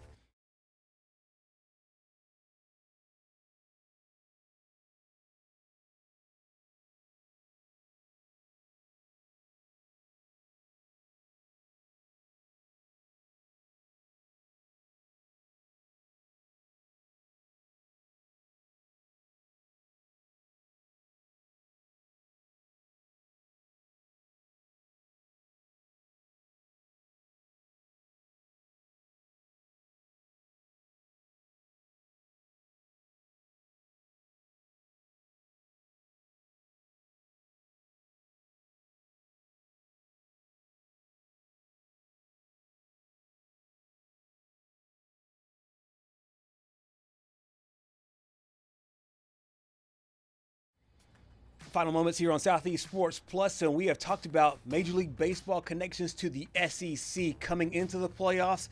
About 8 players had connections and still playing some really marquee games here, Patrick, as we go into the divisional series. On the field right now, it's the Mariners and Tigers. As of right now, the Tigers looking to save their season and stay off the brink of elimination right now. It's tied up at 3, but a couple of aces for both teams used to play in the SEC. Yeah, so the 2 guys that started today, Bryce Miller for the Seattle Mariners. Yep. He was a former Texas A&M guy. Yep. And then you look at the other side, Casey Mize, who we talked on the show just last week, was a former number 1 overall pick out of Auburn. So, I find this very interesting because in the playoffs, it feels like these guys have short leashes. Yeah. Looking here, he just got pulled. He went 4 1/3. And then you look at Casey Mize, he went 3 innings in his Game 4 start. I think he went 2 or 3 innings in Game 2 of the wild card series. That's right, too. Yeah. So, I just feel like it's always interesting. And we had Ian Kress on last week talking about the pitching chaos that goes on over there. But right. And both seem to have pitched really well. As you mentioned, I mean, they are short starts, but Miller only gave up 4 hits, as you saw there on the graphic. Mize, he only gave up a couple hits as well and 1 run. And coaches do get really eager to get these guys off the mound. There's a right there on cue there. Our great producer Patrick coming up with Casey Mize number as a former Auburn star, former Springville High School star here in the state of Alabama. 3 innings pitched. Yeah, there's 2 hits, 1 earned run. Who do you like in this game to finish out? I really thought the Mariners were going to close out the series. Honestly, I did But then too. the Tigers showing that they still are a good baseball team. I mean, you can throw everything that happened in September out the window at this point. Kerry Carpenter just grounded out, and Gleyber Torres just got intentionally walked, so I'm giving you live updates here as we speak. But, like in last night's game with the Yankees and the Blue Jays, I just thought that the Blue Jays went up 6-0. Right. And I'm like, I'm sitting here, new bandwagon fan Simone Eli. Well, she became a bandwagon fan mainly because of what happened in the collapse Aaron there. Judge. And Aaron Judge finally had his moment, and she didn't even know that Aaron Judge has had this history of being. It just proves my point even more. Hopping on the bandwagon. Oh, do you know what would happen? I don't think she realizes what would happen if this actually was a real thing in New York City. If you went from Queens right, and moved to the Bronx, yeah, and then go from a Mets fan to a Yankees fan, I don't think either side would accept you. Yes. I think you'd be disowned by the team that you're leaving, and then you'd be considered not a real fan by the team that you're going to. It really is like Alabama-Auburn. Oh, Yes. yeah, I'm switching from an Alabama fan to an Auburn fan. Honestly, yeah, and I can't imagine what do we do? Switching those allegiances. No, it just doesn't. It doesn't work. It doesn't work. No, but she's trying to root them on coming up here. Get this. Yeah. You guys at home didn't see this today. She walked in today with her Dominican Republic Juan Soto Mets jersey. So honestly, what I'm going to do after the show is I'm going to make her an offer for $5 for that jersey and take it home and make sure that she can't ever wear it again. Because honestly, she's no longer a Mets fan in my eyes. There's no coming back. There's no coming back. It is one. There's no coming back. One and done. She was on the Jumbotron there with the. She was singing Lazy Mary in the 7th inning. She You was. do not come back from that. What are you going to start singing now? Start spreading the news. Like, come on. What are we doing? She literally on a dime just was excommunicated herself. She just got to Mets fandom, and she's already excommunicated herself from Mets fandom. But we'll see. Another former SEC star playing today as Dansby Swanson, former Vandy Commodore, going to be in action a little bit later on for the Cubs tonight. I'm calling it. We're saving our season with a win. Thank you for joining us here on Southeast Sports Plus. We'll see you.